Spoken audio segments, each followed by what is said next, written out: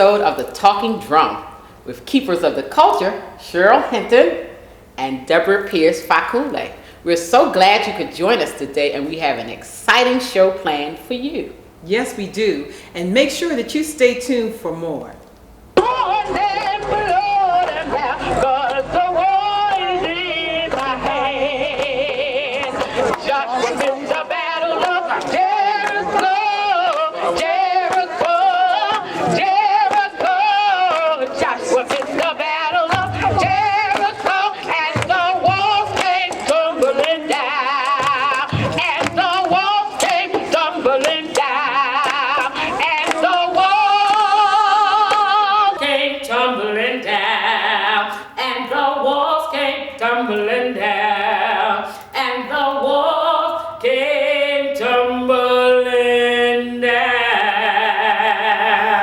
Welcome back, and as promised, we have a guest.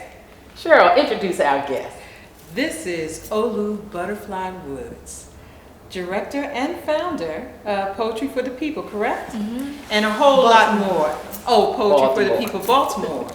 Olu, tell us about yourself and why you're so fabulous. Okay.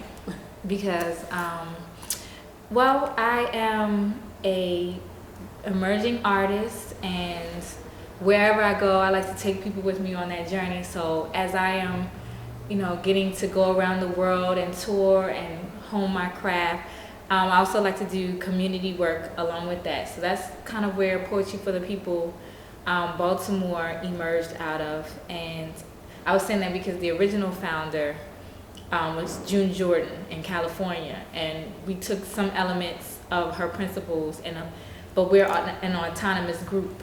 And we have a whole lot of fun both helping people to see that community can be exciting, something that is positive, can be entertaining, so that is a big part. That would be a big theme in the things that I do, whether it's the nightclub scene or the literary circles. That's my aim. How long have you been writing poetry? I have been writing forever. I'll say, I joke and say that my grandfather reincarnated. He was a journalist, so I would say I've been writing for a few decades. But I have been public with my writing for 10 years now. Great. That's wonderful. I see you're holding your book. This is my baby. Tell us about your book and when it was published. This book was published in 2002. It's called The Revenge of Dandelions. The Revenge of Dandelions. And it was published by Blackout Studios with a preface by Haki Matabuti, who is a wonderful mentor. He was a self-published, blockbusting poetry author, and particularly in the 60s. And the reason why he's one of my mentors is because not only was he an artist, but he transformed that, and he has one of the oldest African-American publishing houses in the world, I would say, maybe, but definitely in America, well, African-American, and which is Third Row Press out of Chicago. So he graced my book with the preface, and this book has been doing interesting things and taking me around the world, and I love it as my first work. Now, when you say taking you around the world, where have you been? I have been to Paris. They were telling me I need to work on my R's, but they're like great except for and Vienna, London, definitely in places where they're English is primary. Yeah, the book does well there, so it has been definitely well received by international audiences. So tell me about your poetry. What kind of poetry is it? I mean, you said that you are basically you're a community builder, but what do you basically talk? I mean, are we talking love poetry? Are we talking? Unfortunately, no. And why do you say that? I always joke and I say this year I'm going to write a love poem because, love is definitely one of the better things to write about. If you're going to write about something and there's nothing new under the sun, love is definitely wonderful. But what tends to move me to write is, I think I call myself a philosopher poet. I don't do I don't do a lot of like daily, I don't talk about a lot of daily things. I'm thinking about what does that have to do with the big picture. Like I think most of my poems about like what is the big picture, and I have a very eerie sense of humor, I would say, as well. So, but I would say like funky philosophy. Like the piece you did the other day on what was it, the roach? Ladies Verse. Yeah. I brought my poetry. In fact, we just had the opportunity to go to Ladies Verse. And you know, wonderful. I favor Ladies Verse. I don't know if you can see this, but it was fabulous. And it was a collective of young women and it's talking about their community experiences and relational experiences as well. I was quite taken back by some. But the one that I really was impressed with was your rendition of The creation. Yes, the creation. I don't want to. By the cockroach. By the cockroach griot, wasn't it? Yes, I was playing off Anansi the spider, the griot, and I was saying that, so I invented a character, Antoinette the cockroach, who was a descendant of Anansi, but in current times, she was the ghetto griot. We're going to go to break right now, but when we come back, Olu is going to share some of her poetry with us. We'll be right back.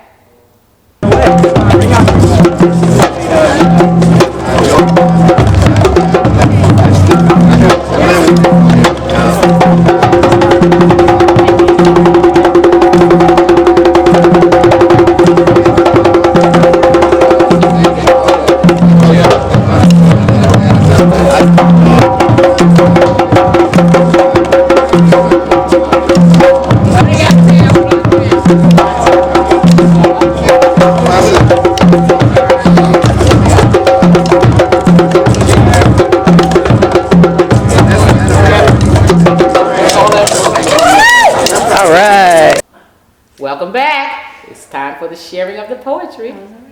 This is my title poem from the book The Revenge of Dandelions.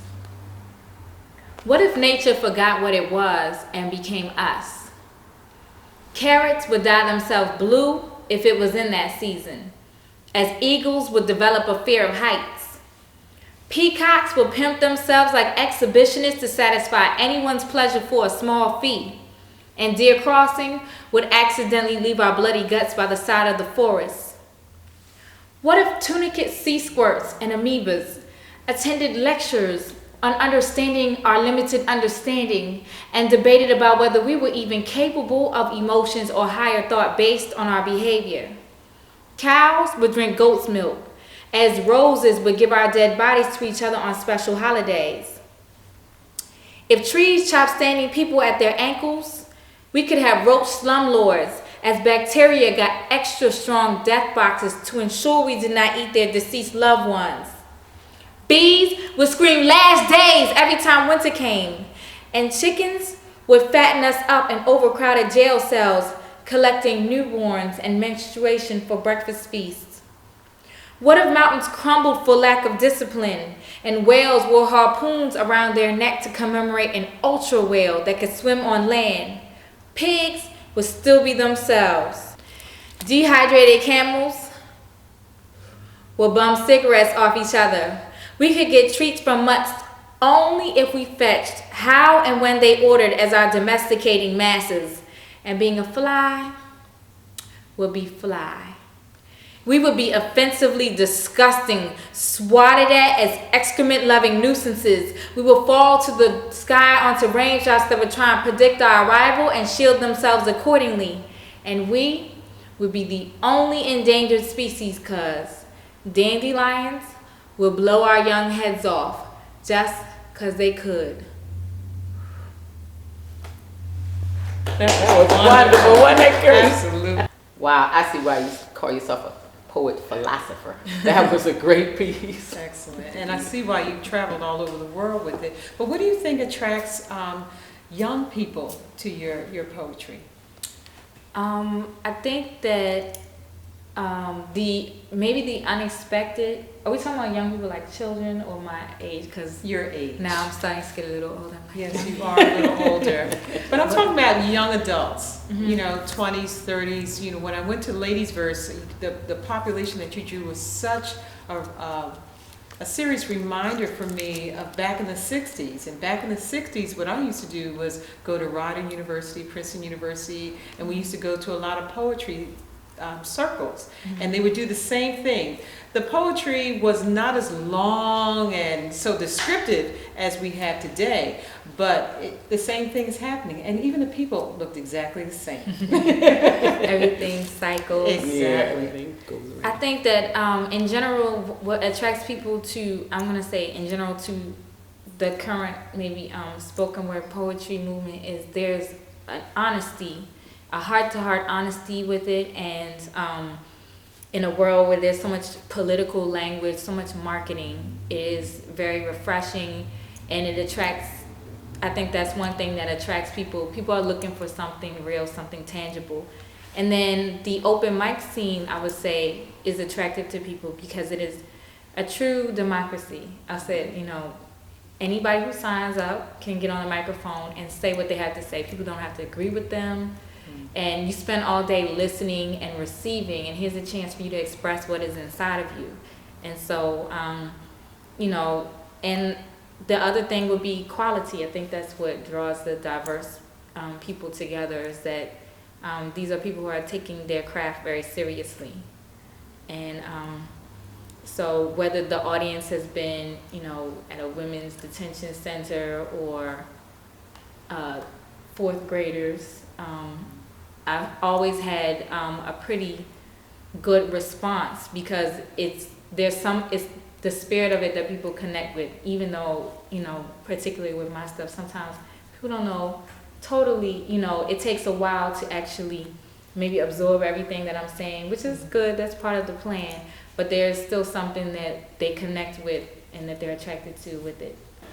Okay, so tell us a little about yourself from the personal side.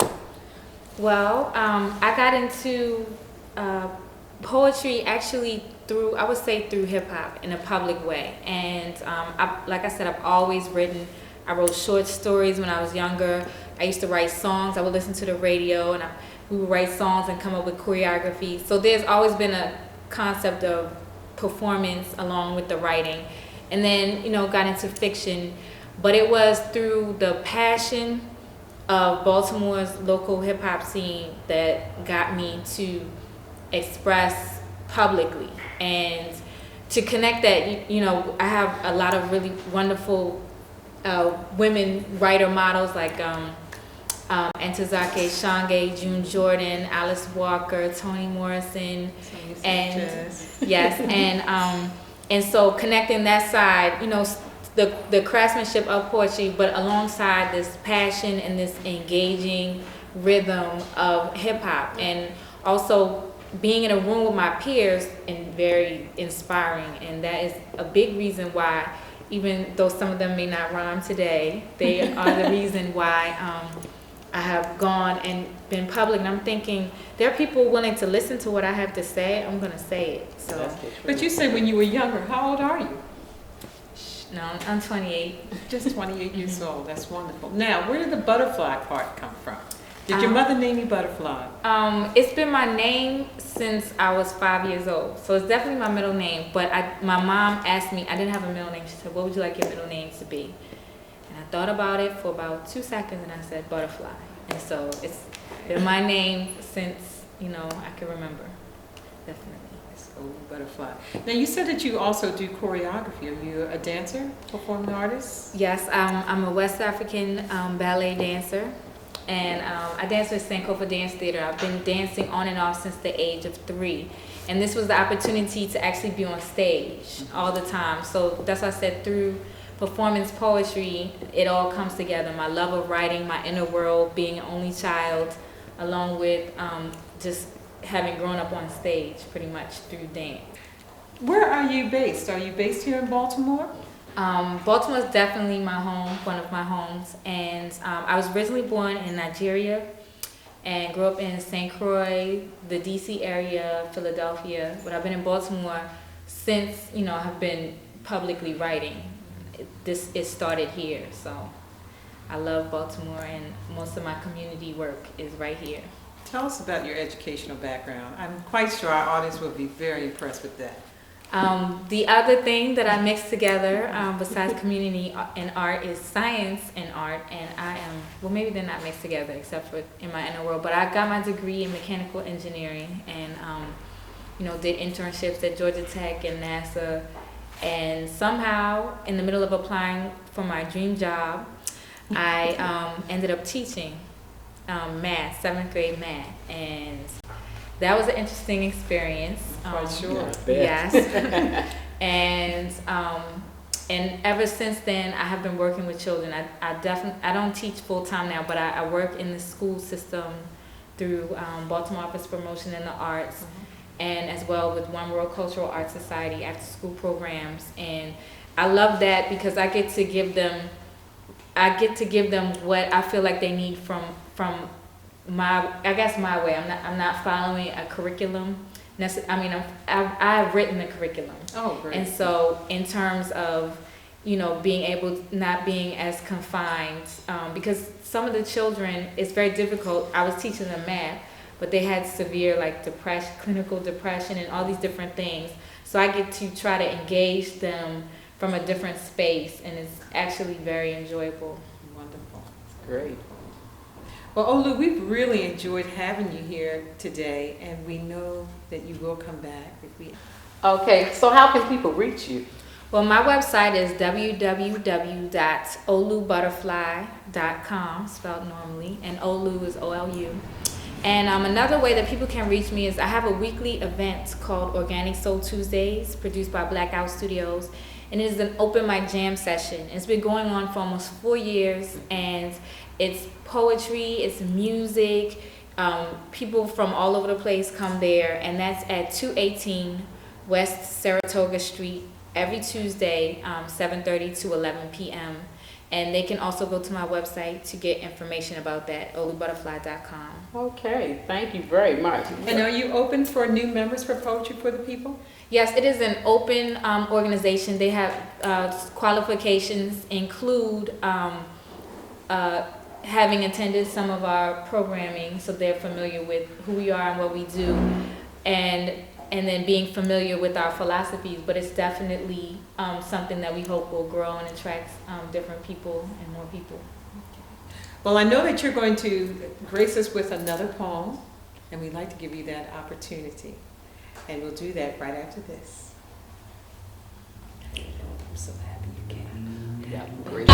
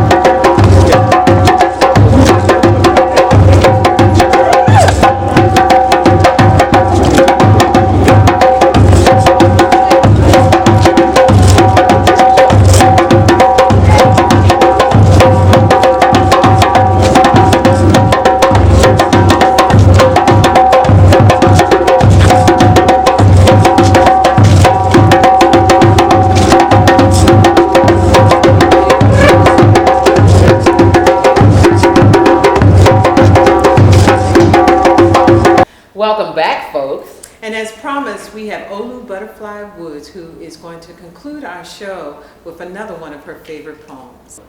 This is dedicated to my students. It's called What Was You Born For? What was you born for? To start off tattered and get torn more? I sift through, calm, cool, collected and hardcore. I find battered and bruised and worn Moors who lord to camouflage and adorn gore. They'd rather do this than adjourn the war. What's the matter? What was you born for? I've been keeping you pent up inside my eyelids, scared to cry you. You've been tucking me in every night with the same dreams constipated in your hearts.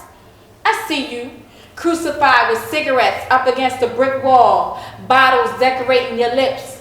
You blaze up to remind you of that original Big Bang act of creation. 15 giga-years ago, the Dutch tried to tell you. The bloodstains were predicted, but not the severe head trauma, the legendary blindness in a monthless year, a run-on prison sentence. They call it life. Boy, don't you put all your legs in one casket. From public school babysitting services to basketball altars, trying to warp speed to manhood without a map. With a low self-esteem exceptional for your age, you could grow up and be a customer. For now, you cite constant jokes and scream with falsetto fists. Stop the tantrum. Your real dropping body will not cause the world to pause and look like at the music videos. Save that for the ADAT. Come as you now, starring yourself with no gun detected outside your lyrics. This block is not the original civilization. Great kingdoms last for millennia. You go all out for fame that won't last past this year. An untaped episode of Cops, the Guinness Book of your block. This is about much more than needing just say no ad campaigns. This is a longer story than unresolved child support cases. This is about an acid melody falling down from your mouth, cussing where there used to be a song for me, a pothole instead of say a palace, about a canyon left where mama cooked dinner was missing for the third night in a row, and a slap stapled to your temple instead of a yes baby. And no amount of I love yous past the age of 21 can make up for this, though there be a line of women like warriors to try and take on your heart. This is about a ghetto dictionary yellowing in your mind. Who taught you your alphabet? And the woman starts with a B.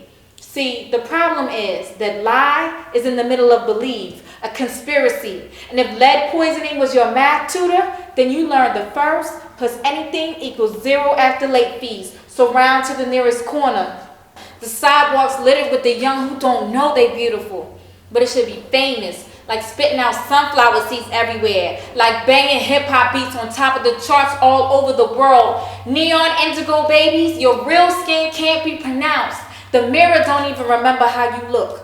Take this coal and string it into an expensive bracelet. You soldiers with no logos, innovate discreetly, decay professionally. Matter of fact, dry rot is the latest style. It comes in white, black, mauve, or underluminous. This groove is sponsored by 151 Proof Hog Mars. Boogie past the sewer to a graveyard. Have you seen where the low test scores come from? A labyrinth of alleys, a safari of space, where midnights get collected and so do tattoos over open wounds. In a culture that's a gap, we fill in the blanks. Of course I harbored the criminal. Always my uncle or cousin, escape with the groceries. Now we can eat. Tired of saying a grace that don't end the hunger. When it was said that Jesus would save, did they mean the carpenter or the original slave ship? You made good excuses for platinum political policies and urban radio jams, but no one will repeat solutions too many times a day to help you enjoy reading. Get picked on in class more often to answer questions. Circumstances made you what you are, but who will make you into what you will be? What is your purpose? What do you service? Do you nourish, help to flourish? What did you learn to walk and talk for? What did you spend 9 months in the womb, then get thrust into the physical light for? What will you fight for? What was you born for? To start off tatted and get torn more? I sift through concord, collected and hardcore. I find battered and bruised and worn moors who Lord to camouflage and adorn gore. They'd rather do this than adjourn the war. What's the matter?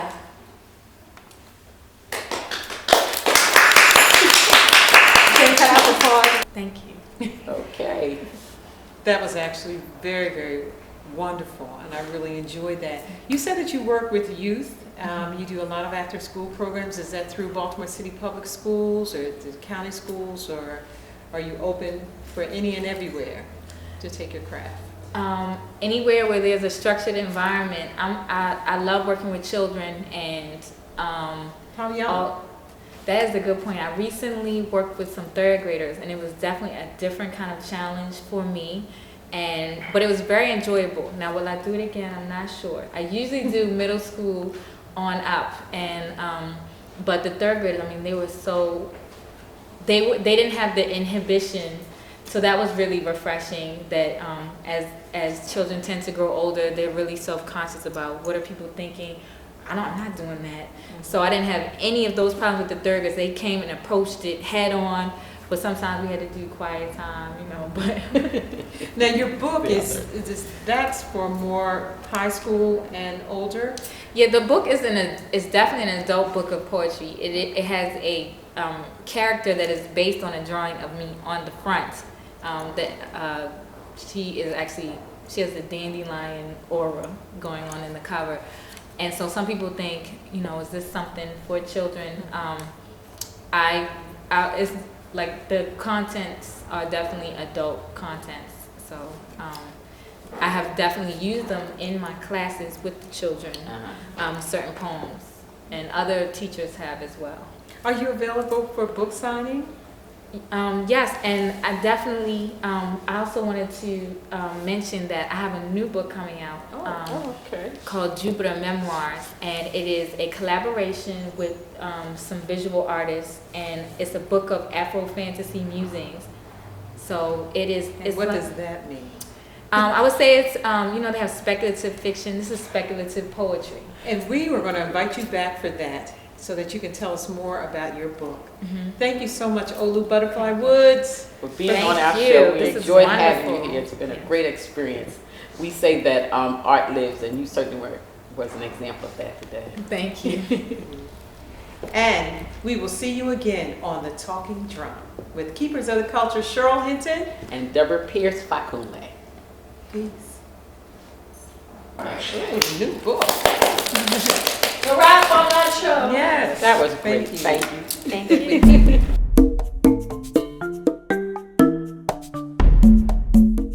you. Well, we hope you really enjoyed that. And we have more things like that coming your way. That was wonderful, and I'm so excited about all the other guests that we have to come. I mean, I have a tremendous list of folks, and we can't wait for you guys to join us as well. So if you know anyone who's interested in being a part of the Talking Drum and looking at the arts and cultures within Baltimore City and beyond, give us a call.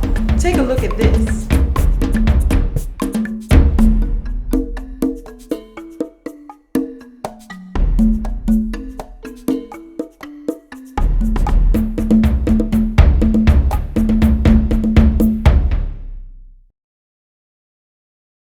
Here on the Talking Drum, we like to show you what art and culture is all about here in the Baltimore metropolitan area and beyond. Art can be many things. It can be dance, it can be song, it can be poetry. And we're here to show you all aspects of that, from the minor to the major. Because art is in everything. It can be in painting your fingernails. It can be in doing your hair. We know that art is living, and we want to live art on this show. Exactly. All day and every day, here at the Talking Drum.